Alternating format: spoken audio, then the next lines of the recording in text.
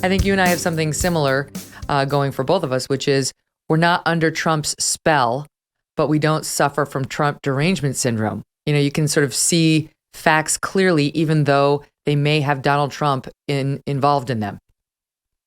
Yeah, I mean, for me as a journalist, I just look at Donald Trump as another politician. I don't feel one way or another about him. I feel like it's my job to not particularly feel emotionally strongly in any direction about him. Yes. And Yes. so when I look at the case, I think several things can be true. It could be true that he's technically guilty of mishandling these documents, but then you also have to think as a journalist, well, what does that mean exactly? And go back and look at the other cases that were similar. And, I remember the General Petraeus case where, they allowed him to plead to a misdemeanor count of what was clearly mishandling secret documents. And he clearly knew it was a crime. I mean, he's telling his mistress about these secrets that are going into a book. And that's a misdemeanor, and now we're going to use the Espionage Act and the former president, which is a much more serious law where you can get basically any amount of time in prison for that. So you have to think about those things. No matter what you think about Donald Trump, could they do this to somebody else? Well, they've already used this law with lots of other people who may not have deserved it. From Julian Assange to John Kiriakou, who the whistleblower who disclosed the torture program. So those are things I think you have to think about. Okay, so you've made a couple points recently, your Substacks, about this that are interesting, because you zoom out from the Mar-a-Lago raid and Trump to patterns by the DOJ and the FBI that are concerning to you as a citizen, as a journalist. And so some of them you just alluded to. Let me start with the smaller point, then I'll build to your bigger point. Your smaller point on the FBI has been, because you just made the point about they're saying he disclosed or he had and mishandled classified information. One of the points you've been making is that's the FBI's bread and butter. The FBI and the DOJ pretty much daily these days disclose secrets that they're not supposed to disclose, and that prior to about 10, 12 years ago, they were not disclosing in the press. It used to be that you could not get a leak out of those organizations if your life depended on it as a reporter. But there's been a shift, and now their bread and butter is to disclose stuff, secrets that they shouldn't be disclosing, the very thing they're now accusing Trump of doing. Yeah, exactly. Whether it's leaking grand jury material, which is the most recent, they've done that quite a lot, but they did it recently with the Trump case, where somehow Politico reporters knew ahead of time that a whole bunch of Trump affiliates were going to be getting subpoenas from a grand jury, or whether it's something much more serious. I think the story that really caught my attention was the one involving the Washington Post and Michael Flynn in early 2017, where they basically busted him for talking to the Russian ambassador Sergei Kislyak. And that was leaked signals intelligence. That's a felony crime. It's one of the few kinds of few types of leaking where they can actually implicate the journalist in addition to the leaker. And they started to do that regularly, like around that time. You started to see news stories where you would see an attribution that was like people familiar with the matter or 4 current and former U.S. officials said, and then there would be this leak that would involve something like FISA material or signals intelligence or intercepts. Remember the story about Eric Prince and the Seychelles having the back channel meeting with Russians? Like, that was a leaked story. The Blackwater guy. There were a whole bunch of them. There was the New York Times story about repeated contacts with Russian intelligence. Another one. There were dozens of them. I had a congressional aide call me up at one point and say to me, "How come you guys never noticed this? Are you going to do a story about this? Because this has become an epidemic." And it's just interesting that nobody's really picked up on this. And honestly, that's worse than what Trump was doing by any measure, because they're taking this information and putting it in the Washington Post, in the New York Times. Trump, at worst, unless you're some lunatic theorist on the internet. At worst, so far, what we've seen about Trump is he didn't protect these documents to the extent the National Archives would have liked, right? Or somebody at the DOJ would have liked. But it's not like Trump was leaking them to the New York Times. He hasn't been accused of publicizing any of this stuff. To the contrary, he had it behind lock and key at Mar-a-Lago.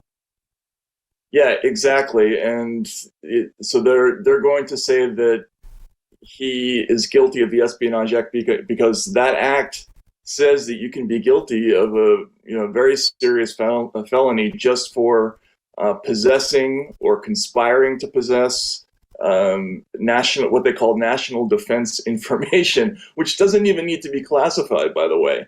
It can be anything they say it is. That's why this law is so dangerous. They can say, well, you have national defense information and you conspired to obtain it, which, as you know, Megyn, you're a journalist. That can be almost anybody who covers national security is guilty of that on a daily basis, right? If you're trying to get something they think is important, they can call that a crime now. So there are implications for the potential conviction of Donald Trump for everybody, right? And that's what I think you have to think about with this case. It would be interesting. I mean, I don't want to see Trump charged. I think it crosses a line that we should not cross as a country on very weak facts. But it would be interesting if they charged him to see the defense, to see his defense attorneys put the system on trial and put the FBI on trial and call into, the light what they've been doing and try to sort of point out the absurdity of this kind of government prosecution of a former president who may have had a couple files down there that arguably he shouldn't have had. I'm still not convinced that that's even true. I'm not sure. I know everybody's mocking I can just think about it and it's declassified. I have to tell you, now having listened to so many lawyers on both sides and having looked at the case law myself, I'm genuinely still uncertain of what the law is. He might actually win on that defense. It's murky enough. He might actually win on that. There's a real question about whether Congress can sort of handcuff the president's ability to declassify and make him jump through certain hoops to declassify because he's the executive. So anyway, my point is it's a weak case and it might be interesting to see it get fought just as it tears the country apart. All right, so let's go back out to the 30,000 foot and talk about the pattern that you've been seeing, that you've been noticing with the DOJ and the FBI, almost trying to like elbow the courts out of the legal process altogether, almost trying to make these alleged crimes into just an administrative matter where you will freaking plead guilty. You will. Trust us. You're going to, or we'll make your life a living hell. And not just yours, but everyone around you that you hire to protect you. Yeah, absolutely. And this is something, the first time I started to think about this was when I covered a story involving a drone case. There was a private person, an American citizen, who sued the American government because he claimed he had been the victim of several unsuccessful drone attacks, and basically asked the federal courts to provide evidence of why he had been targeted for lethal action. So I went into a courtroom and I saw a federal judge sit there with a lawyer for the DOJ who refused to name what agency he represented. He would only say that he had a client. And the government successfully asserted that this was what they called political question. It was a matter not for the courts. Of course, you're not supposed to decide political questions. I mean, it is true that if it's a political question, they're not supposed to decide it. Right, but one would think that whether or not you are guilty of a crime punishable by death would be something that you could litigate as an American citizen. It was a little bit shocking to see that. And so this is all part of the war on terror machinery where they've progressively removed more and more processes out of the courtroom and into the sort of administrative sphere. And that is what they're doing when they bring in a filter team to explain what that is. To vet information, because rather than having a court rule on questions of privilege and admissibility, they basically say, well, we have our own department that does that. Wait, stand by.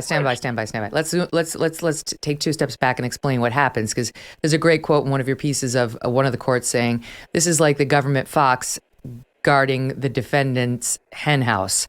So explain what they're doing. They're going in these huge broad brush searches, and rather than saying, I think Matt Taibbi robbed Bank of America on 63rd and Lex, they say, and rather than getting a search warrant to say, give us all the documents that might pertain to your relationship with Bank of America and where you were on this date, they take everything in Matt Taibbi's files. They go back 20 years. They take your marital records. They take every single thing they can get their hand, like the widest grab, and then the taint team or this filter team explain what they've been doing. Yeah, so typically they bring out these teams when they're raiding an attorney or an attorney's office. And so I went back and I researched the history of these cases. And one of the first big ones was an attorney named Lynn Stewart, who represented, if you remember, I do. I covered that. You covered that. Okay, right. Yeah. So she was very unpopular, if you remember, at the time, because she was representing the blind sheik, and they raided her office. They raided this attorney's office, and they didn't just take the files pertaining to that client. They didn't just take her files. They took all the files of all the attorneys at the firm, involving all of their clients, and they just had this separate Justice Department team, this what you call a taint team or a filter team, decide what's inadmissible, what's privileged, what isn't, and then they would pass on the material they would say that the actual investigators could look at. So they just completely bypassed judges. It's actually their province. It's the judicial branch's province to rule on these matters, and they've done this over and over and over again, involving either law firms or big corporate clients. Well, they'll go in, they'll just take everything, and they get a free look at the most interesting, secretive, valuable stuff, and they say, oh, well, there's a Chinese wall, we would never use that, but do you feel comfortable about that? Like, I wouldn't. No. Samantha from Arcadia, California is raving about Genucel's transformative results. She says, I love Genucel plant stem cell therapy. I've used it all over my face, under my eyes, and it cleared up the dry flakiness and even reduced my forehead lines. Someone even asked if I had work done. Nope, just Genucel, thanks. Genucel has sold over 1 million products to women and men across the country. Fine lines, forehead wrinkles, dark spots, sagging jawline, even those annoying bags and puffiness, gone without risky procedures. And with its immediate effects product, you'll get guaranteed results in as little as 12 hours, or you'll get your money back. See the difference for yourself with over 60% off their most popular packages at Genucel.com. But it gets better. Go to Genucel.com/MK now, and they will include the brand new Genucel Hyaluronic Acid Serum as a free gift. Powerful moisturizing effects to brighten your complexion and further reduce the appearance of visible signs of aging. Plus, all orders will get free express shipping. Visit Genucel.com/MK60. That's GENUCEL.com/MK60.